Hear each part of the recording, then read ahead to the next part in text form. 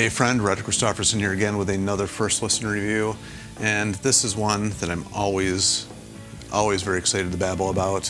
One of my favorite guitar players of all time, Michael Schenker, and his new album, Don't Sell Your Soul. This was actually, just saw this was coming out like a week or so ago. I didn't even catch that this was like something was coming out anytime soon. I saw the title track had dropped on like YouTube or something like that, so I watched that, and I thought it was a pretty good tune. I heard that Eric Gronwall was supposed to be singing on the majority of this album, and when I heard that song, I was like, this does not sound at all like Eric Gronwall at all. In case you're not familiar with who he is, he sang for the band Heat for a while, and he was the last vocalist that Skid Row had to record with them, do an album. I mean, I guess technically it was Lizzie Hale, where did I come up with that from? Anyway, Lizzie Hale sang with them for a little bit, but yeah, Eric was their last singer officially, I guess, and I was expecting kind of something like that, and did not happen on that first tune. So I knew he had some other singers on here, like Michael Voss, who's sang with a bunch of different bands, and Robin McAuley, which of course we all know he's actually been performing with in recent years, and did a bunch of McAuley Schenker Group albums, which are some of my favorite ones in the bunch. But the one thing I did notice right from the start was the unmistakable sound of Michael's guitar. You just cannot mistake that for anything else. He's got one of the most identifiable sounds, I think. It all comes from his fingers. People have said that for years now. The sound really comes from the player, and it truly does, especially when it comes to Michael. Every guitar he touches, any band he's ever been in, you hear that sound and you know it's him, and that's all over this album, so I was very happy to hear that. However, some of these songs kind of that one was actually pretty good. The opening track was pretty good. Danger Zone, not the greatest, not the worst. It was somewhere there in the middle, but definitely plays the heck out of it as far as the solo goes.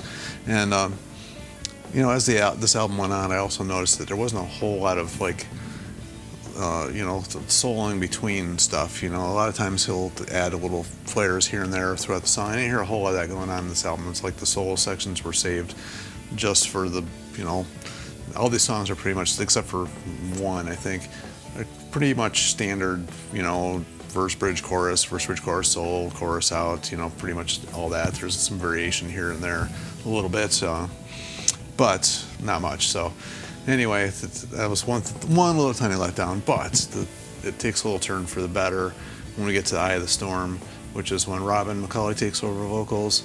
And that song, I don't know what it is about Robin. His voice is just so unique and so good. It's when I really came to really know Michael Schenker, was around the McAuley Schenker Group time. That was just the age I was at that point in time, and that was the first couple albums I heard.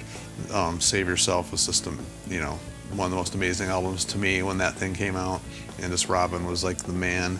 And so when I hear him singing, he got that unique guitar playing with that unique voice, and it just, I don't know, it's just so good. And it's a pretty heavy riff on that song too, and just a great performance from Robin. He hasn't lost anything, so that was pretty cool. Then it goes a little bit slower. It was kind of a weird mixture for Janie the Fox. I don't know. It's kind of a bluesy, laid-back vocal, laid-back riff. It was a little slow. It was interesting, but it seemed like it didn't go anywhere. I don't know. It was just my quick little take on that one. And then Can't Stand Waiting was kind of the same thing. Not bluesy, but just didn't seem like it really went anywhere. The song's good, of course. Michael rips it up, plays great, but the song itself just didn't seem to like really do much. It wasn't bad. Like, there's nothing on this album that's bad. Let's put that. I don't think, but there's just a lot of songs that just didn't seem to do much. However, when Michael Voss steps in and he starts singing "Sign of the Times," which is the next song on here, he does pretty good on that. I mean, his vocal style is fairly unique to himself too. He did a good job on this one. yeah, actually the solo on this one's great. Actually, it's one of the best solos on the whole album is on this song, and Michael did a pretty good job on this. But the funny part is when I heard this, I was like, I almost was questioning whether Michael was singing the rest of the album because he sounded very similar to Eric. And on the very first track, I remember when I heard that, I mentioned earlier, I didn't think that was Eric singing, but it sounded like Michael Voss singing. When I heard this song, I was like, that sounds a lot like the first song. And so I'm just wondering how accurate this credits are here, because it really sounded a lot like Michael singing on that first song. And then, of course, we're back to Eric singing. And it's the Chosen One, so kind of a darker, slower song. Gives me a Dio era Rainbow vibe. And then, of course, it just, goes nuts at the end with the solo, which was actually kind of a cool way to end that song. I actually really dug that. Then kind of a more standard, like we've been hearing here, is with It's You. Just a kind of straightforward rocker. Of course, more amazing guitar. Like I can't say that enough. Just Michael's guitar playing on here it's insane, and that was actually another one that really took some, I don't know, just kind of took the spotlight there on that one. And then of course we got Robin back on the vocal again, and he really tears it up on this one for a 6-string shotgun, which kind of a cheesy lyric, but whatever. Robin sings the heck out of it, so got a big huge chorus, and it just sounds like he's just singing without even trying. It's like, for me, just that song and whatever the earlier one was I just said, Eye of the Storm, I guess, was those are the two best songs in the album for me, and it has a lot to do with just Robin singing it. And then kind of like gets back to a more UFO type sounding song with Flesh and Bone. Kind of gave me that kind of a vibe anyway. Just thought that was, kind of reminiscent of stuff we've heard, back in the good old days when Michael's part of the UFO gang. So anyway, I thought that was pretty good. And of course, we get ends with a really fast-paced, cool song called Surrender. A lot of double bass going on in that one, and it was a good way to end the album. Wasn't the strongest song by any means, but it was a decent song, decent way to end the album. And overall, I was happy with it. I kind of was expecting more out of Eric, though. I'd hate to say that, out of all the stuff I've heard him do in the past, because actually those Heat albums that he sang on were great, and the stuff he did with Skid Row I thought was some of the best stuff I've actually heard in a very, very long time from Skid Row.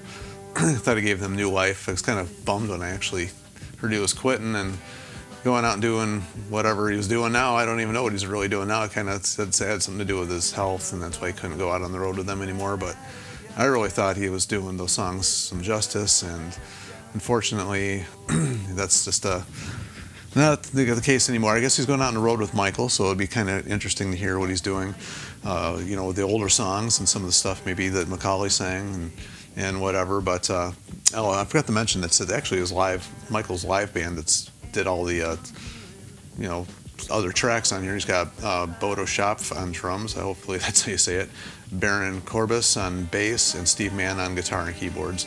And super tight playing, super tight stuff going on. The part of what I think is the reason I couldn't distinguish between a couple of the vocals is maybe there is a little bit of shared vocals going on in there. In the production style that people have nowadays is just everything is so processed on vocals. It kind of like bugs me how just everything's, to my ears, I like rock music, sounds like bands playing it. Sometimes when they're produced this much, it sucks some of the life out of that. I felt that a little bit in the vocals. Luckily not in Michael's playing at all. The band sounded great, so I don't know if they did a whole lot of quantizing or anything there, but they were definitely tight. And I thought that sounded great. So overall, I'd have to, rank this. It's a pretty good album, worth having. If you're a Michael Schenker fan, it's definitely worth having. And I'm not trying to rag on Eric there. I mean, he was probably singing for the songs. This is the way the songs were written. And, he sang them the way they were written to be sung. So I don't want to sound like I'm giving him a hard time or anything like that. I was just really hoping to hear some more of the higher stuff that he really could nail with such ease too. And you didn't really get that all, but maybe on one song. I think I remember him doing that. a little bit, but I've only listened to this thing a couple times so far, so I'm going to have to go back and refresh my brain on which one that was. But this is definitely one of those albums I think it's going to grow on me the more and more I listen to it, and I know I'm going to because it's Michael Schenker, and that's just what I do with Michael Schenker. I listen to it over and over and over again. But this is called the First Listen Review, so that's my first impressions. Feel free, as always, to share your comments and what you think of Michael and the singing on this and the different vocalists that he's been doing quite a bit lately. And I'm just glad he didn't have one certain singer on here. Actually, there's a couple singers I'm glad he didn't have on here, so I'm happy with what was done. Now that I'm thinking about it, I'm very happy with what was done.